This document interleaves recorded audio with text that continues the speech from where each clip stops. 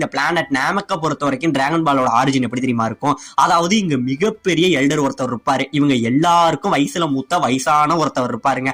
அவரு தான் இந்த பிளானட்ல டிராகன் பாலை உருவாக்கி இருப்பாரு. அப்படி உருவாக்குனவரு ஒரு பெரிய நாமக்க எல்லாருக்கிட்டையுமே, அதாவது வயசுல மூத்த நாமக்கர்கள் ஒரு நாமக்கர்கள் எல்லாத்தையுமே கொடுத்து 7 டிராகன் பாலையுமே பிரிச்சு ஒருத்தவங்கள்ட்டையா கொடுத்து அதை ஒரு கிராமத்துல மறைச்சு வைக்கபடி சொல்லியிருப்பாரு.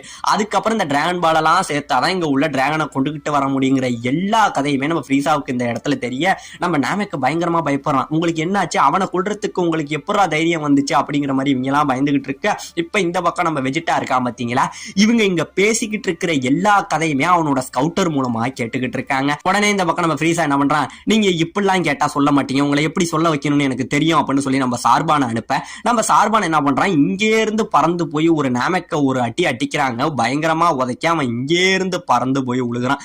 இப்ப அடுத்த நாமக்க என்ன பண்றான், உன்னை விடவே மாட்டேன்டான்னு சொல்லி அவன்